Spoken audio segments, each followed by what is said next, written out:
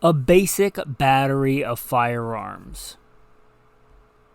5 to 7 guns that would cover 80 to 90% of your gun needs. I've talked about this before. I've talked about it recently. But today I thought for all those people who don't already have a basic battery or are still building up their basic battery, as a thought experiment, what if I, with my training and experience, had to build back a battery from scratch today?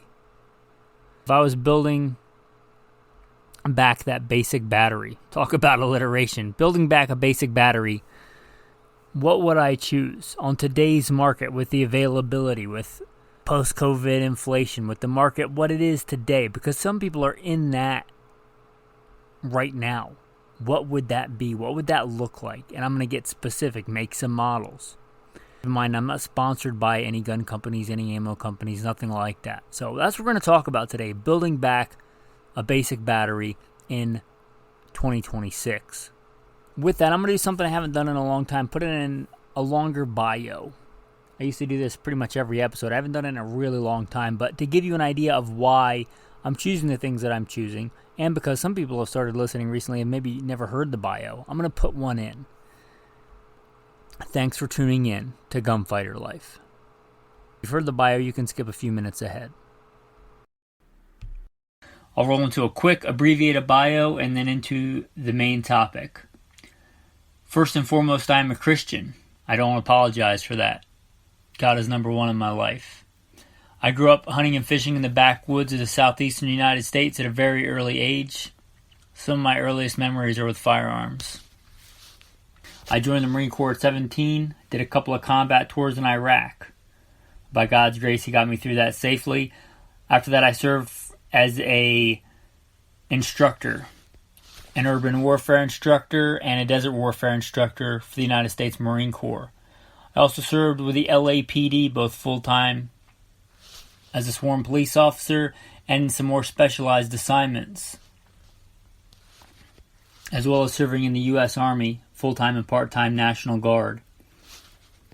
I've been a F.B.I. firearms instructor, still am an F.B.I. firearms instructor, have been for a lot of years, also N.R.A. certified and some other 3-letter government agency certified. I've been a private contractor for a 3-letter government agency I won't specify. I've been the commander of a tactical team in a large metropolitan area. By God's grace, He got me through all that in one piece, not because I'm better, but because He chose to have grace and mercy on me. I've been a professional hunter and guide. Professionally hunted things like buffalo and elk. Not many people today can say they've done that, but I'm blessed to be able to say that I have. I've hunted everything from white-tailed deer on the East Coast to mule deer on the West Coast to gray squirrel on the East Coast to prairie dog on the West Coast and elk and bear and wolf and slain all manner of beast. A state rifle and pistol champion a few times over in a few different disciplines. Now those experiences, it's not because I'm bigger or badder, certainly not bigger. In fact, I met one of the patrons in real life and he said something to the effect of, I thought you'd be bigger. Reminded me of that William Wallace movie where he's like, oh yeah, if William Wallace were here, he'd shoot lightning bolts out of his rear end. Well, I'm not William Wallace, but I am the person that did all those things in the bio. But not because I'm bigger or badder. I don't think that I survived when many other young, good men did not. I give all the glory and all the credit to God, all the talents and experiences that He's given me and the things that He's let me live through. I hope to use them to glorify God and to help you today. So if I boast in anything, it's not in my strength, it's in that God had mercy on me and saved me because He had a purpose for me. And hopefully I can use those talent, skills, and abilities to serve you today. Okay, if I had to build back a battery, whether I had the money to do it all at once or I had to save up and get one gun at a time, like one paycheck at a time. These are not going to be the cheapest guns on the market. They're also not going to be the most expensive guns on the market. They're going to be a good value, something that I would not feel bad about using, carrying, etc. Looking around on the market today. Okay, let me start with my carry gun. Sig Sauer M17. It's the military's handgun. It's what all the branches carry. I reluctantly bought one to try it out. I was like, I'm not big on polymer striker fires. I really don't like them. They make me want to throw up in my mouth a little bit. But I'm going to get this gun because it's the military's new handgun, and I do this podcast. I'm going to run it and train with it and see what it's like. And I ran it for like a year, and I reluctantly fell in love with it. Old podcast episode, the gun I hate to love. It's a decent gun. They're definitely affordable. Now, I have better guns. One of my favorite go-to EDC handguns is a 6 Sauer 226 single action only. It's a better gun. It also costs 2 to 3 times as much. But an M17 with a RMR on top, that's a really good, capable fighting handgun. I would not feel bad carrying that. I would not feel undergunned with that. It's a phenomenal handgun. It's the handgun of a U.S. military. And before you think it's going to blow up in your hands like an M67 fragmentation grenade, maybe get off of YouTube and stop watching what gun influencers say. I'm drilling holes into guns and beating them with hammers and all kinds of ridiculousness. It's about as settled as COVID science. It's a fine handgun, the M17. I like the actual M17 variant. I like a thumb safety. You know, that bucks the tactical trend of everybody knows it'll get you killed in the street because it's a fine motor skill and you're never going to do it. But you know what else is a fine motor skill? Pulling a trigger. You know what else is a fine motor skill? Reloading. I think that's a ridiculous argument. Not to mention every fighting rifle in our arsenal for the past 70 years has had a thumb safety. Nobody complains about the M16, M4, AR-15s of having thumb safeties. Everybody gets by with those in combat. So it's kind of an invalid argument to me. I like the M17. I like the thumb safety. Like a full-size fighting handgun. Yeah, it's a polymer striker fire, but for polymer striker fire triggers, it's a fantastic trigger as far as striker fires go. I would not feel bad about that. Now, there are several other good runners-up for this, but I'm not going to mention them because I'm choosing the M17. If I had to build back today, God willing, this is a thought experiment that I won't have to do, but if I had to do it, I'd probably start off with an M17. It's a phenomenal value. It's a good fighting handgun. There's decent aftermarket support with holsters and everything else. It's got a good serviceable trigger. Comes with the ability to mount an optic. Let's be real, it's 2026. If you don't have an optic on your go-to carry gun, what are you doing? But yeah, it's a good handgun, especially for the money. Next, a fighting rifle. There's a lot of AR-15s on the market. There are a lot. But the second to the original will be the Armalite, which is where we get AR from, Armalite rifle. But the second one to that is Colt, the ones that bought that design and started making it for the U.S. military. I still think a Colt 6920, LE 6920, CR 6920, or some similar variant, a Colt 6920, if I were just going to go out and buy one today, that'd probably be the one. And I say probably because there's a lot of other really good ones on the market. Smith & Wesson, Ruger, but Colt is Colt. And they're not overpriced, right? They're not crazy expensive. They're, right around $1,000, a little over, a little under. And if that's going to be my one go-to fighting rifle for a while, yeah, I mean, chrome-lined chamber, chrome-lined barrel, magnetic particle inspected bolt carrier group, actual mil spec and actual, specifications for tolerance, stacking, and all that stuff. Colt knows what they've been doing making AR-15s. They've been making them for, 70 years or so? 60 years? A long time. They know what they're doing. The kinks have been worked out.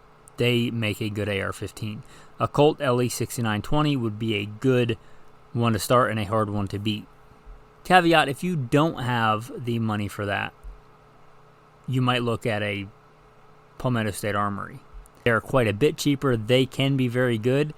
I've never had a problem with them, but I don't know if that was going to be my one fighting rifle for a while, if I would put the confidence in that I would put in a Colt.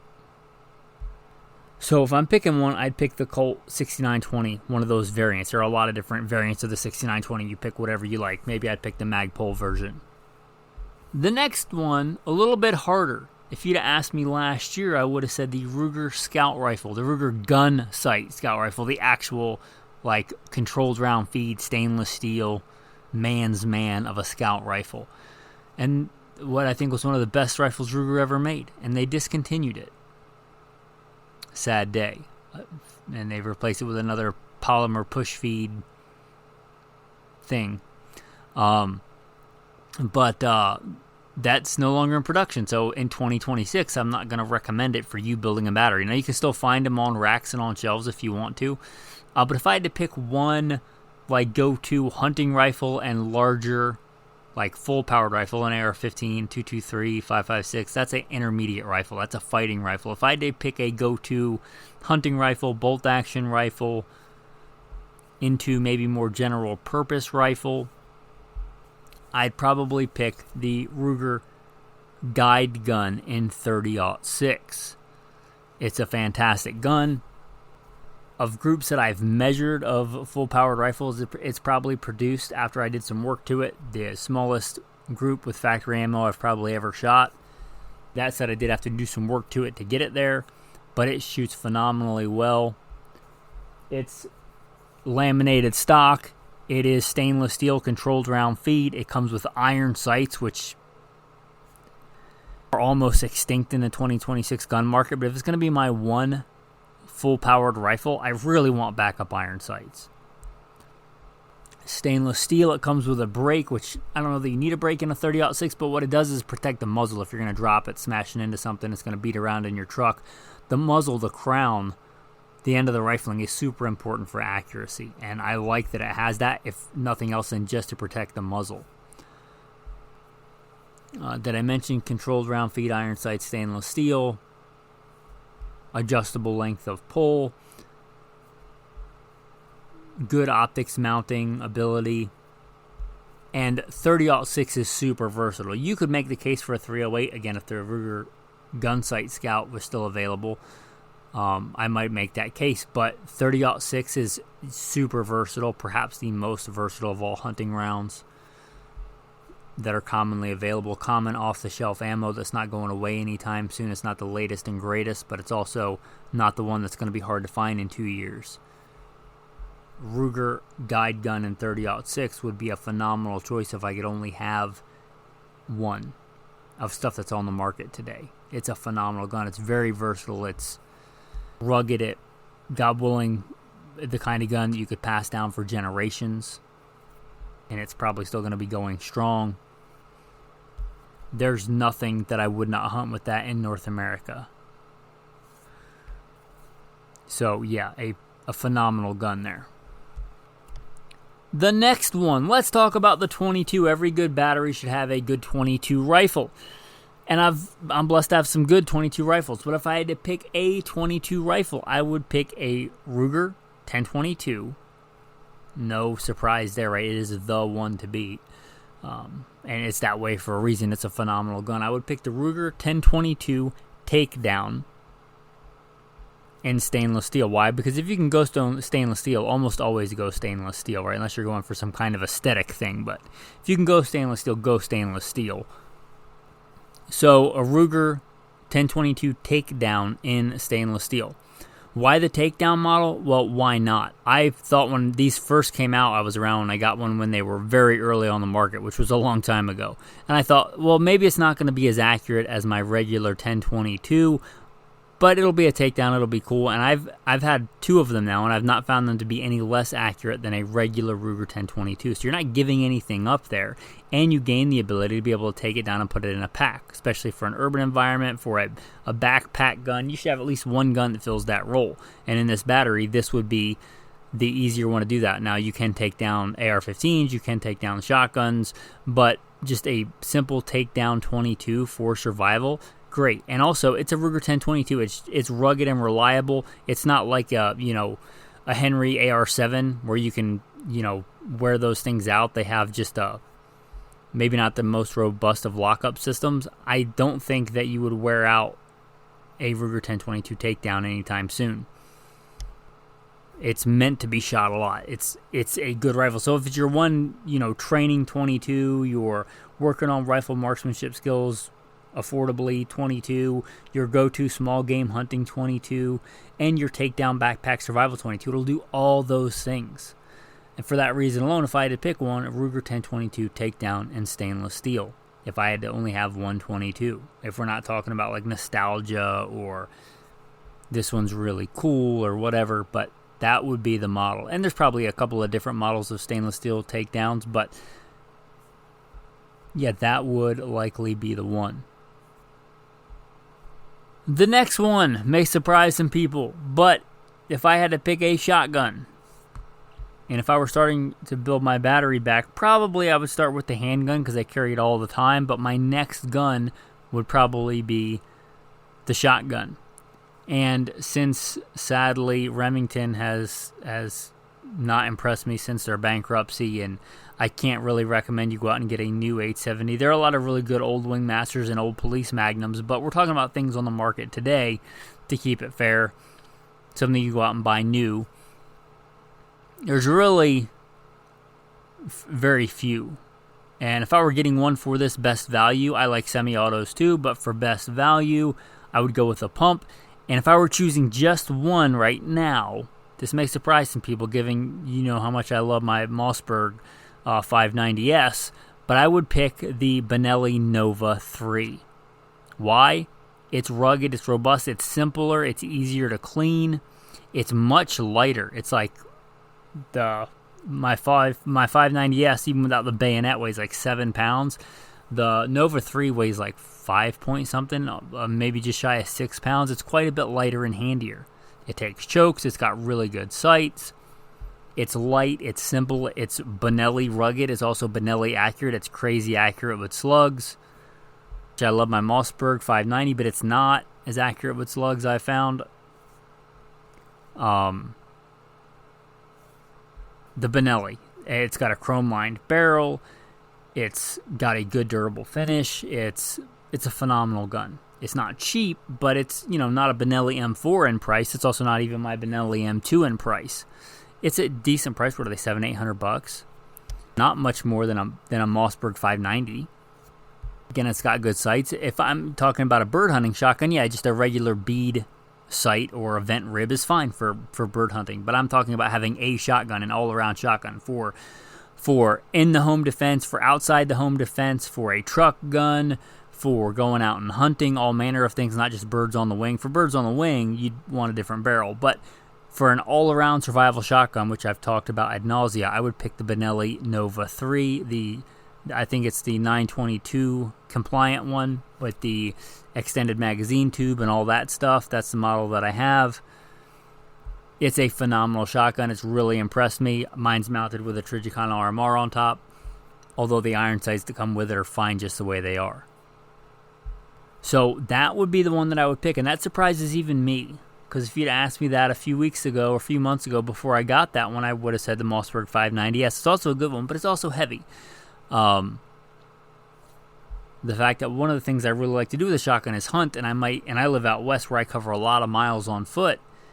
In that scenario where I'm covering a lot of miles on foot, it's quite a bit lighter, right? It just is. And if I'm going to pick one shotgun, it would be a really good one to pick. Also, I cleaned both of them recently, like giving them a decent cleaning.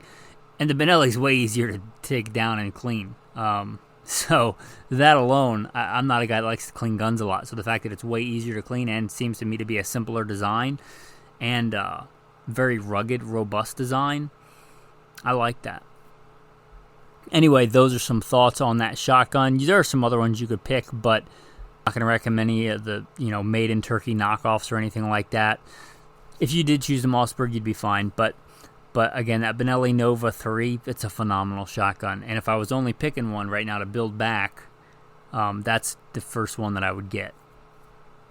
Which leaves one more. If you stop the battery there, especially if you're not a real avid handgun shooter, you'd be okay. And that'd be 5 guns. But I'm going to give another one because I like to shoot a lot and train a lot and compete a lot, especially in handgun, which means I like a good training handgun to save me money. It will pay for itself rather quickly, right? I don't know if you've priced 1,000 rounds of 9mm lately, but it's not as cheap as it once was, and it's probably going to get even more expensive. So with that being said, a good .22 handgun with similar manual of arms to your center fire training gun. I mentioned the M17 is if I was building the battery back, and for my .22 I'd pick a SIG P322. Mine has been phenomenally accurate. It's been very, very reliable for a 22. Heck, it's been reliable this period, but it's a good, reliable gun as long as I clean it, which I probably don't do as much as I should. It's the ability to mount an optic. It also has a thumb safety, so manual of arms is going to be very similar to the M17. If something were to happen with the M17, I'm not big on carrying a 22 long rifle for defense, but if I had to, and that's what I had, and that was my only other handgun, I wouldn't cry about it. Because it's a sample size of 1, but I've had mine for years now, and it's been very reliable. And it's very accurate, and it's a good training gun, which is be its primary purpose. I think a 22 handgun probably does belong in a basic battery, although if you're not an avid handgun shooter or you don't carry on the regular and you're not going to train on the regular, you could probably get by without it. But if I was picking a 22 handgun, it'd be a hard one to beat. Now, I'd probably want other ones in the future, but the P322 is a really good one. As far as a 22 handgun goes, a Ruger Mark IV is probably a better 22 handgun because it's built from the ground up to be a 22. It has a different operating system. It has a bolt, not a reciprocating slide, which in my mind is a better system for a 22. However, if the primary purpose is training for my centerfire gun, it has a completely different manual of arms. Like, I'm not clearing a malfunction the same way in a Ruger Mark IV. I can't manipulate the slide because there is no slide, right? So for that reason alone, I'd probably start out with a P322, and I would probably still, God willing, one day get a Mark IV if this was the scenario. But yeah, that P322, it's a good handgun, be a good backup gun to the centerfire, and a very good training gun. And again, I shoot a lot, so it would probably pay for itself pretty quick. And that's going to round out if I was building back a basic battery. All right, for a tactical tip of the day, I try and stay away from doing products unless it's, I'm not affiliated. I don't get like extra money if you buy one or anything like that. But if I had to pick one optic for both those rifles that I mentioned, or if I could only run one rifle optic for the rest of my life, this would be it as long as it's in production. And that is the Leupold VX Freedom 1-4 Hogplex. Or pig, I think it's the Pigplex is what they call it. It's a phenomenal all-around hunting optic. Forget about the uber long-range crap. Forget about my rifle weighs 12 pounds and I'm going to shoot it off a rest or off a bench rest, because last time I checked when I was out hunting, I didn't see a bench rest. But it's a good practical optic. It's a good optic on a fighting rifle. It's a good optic on a scout rifle. It's a good optic on a hunting bolt-action rifle if you hunt practically and you get within 500-600 yards of your quarry. 4X is plenty. But it's a 1.5-4. It's very light. It's very handy. It's very sleek. It's a 1-inch tube, not these obese, 30, 34 millimeter tubes. It's a good optic. It's rugged. It's robust. It's affordable. There, last time I checked, and it's been a while, they were like $300, which is a good. It's a great value for that optic. Again, if I could only run one rifle optic, period, that would be the one. I specified the Hogplex. It's a good all-around reticle. It's easy to shoot. You don't have to worry about dialing and all this other stupidness. You can just, it's got hash marks. You just figure out where your gun shoots at certain distances and be ready for that. It's a decent reticle for a fighting rifle. It's a decent reticle for a hunting rifle. It's just a good, lightweight, rugged, good all-around optic. So there you go. Your tactical verse of the day. Bear one another's burdens, and so fulfill the law of Christ. For if anyone thinks himself to be something when he is nothing, he deceives himself. But let each one examine his own work, and then he will have rejoicing in himself alone, and not in another. For each one shall bear his own load. Let him who is taught in word share in all things with him who teaches. Do not be deceived, God is not mocked. For whatever a man sows, that he will also reap. Right? That's pretty late in the New Testament. You reap what you sow. You weren't saved to do whatever you want. Assuming you are saved, and I hope that you are. You were saved to serve God. The life you live to Christ. So I read that part again. Do not be deceived. God is not mocked. For whatever a man sows, that he will also reap. So, yeah, a good reminder for myself as well. Thanks for listening, and have a blessed day.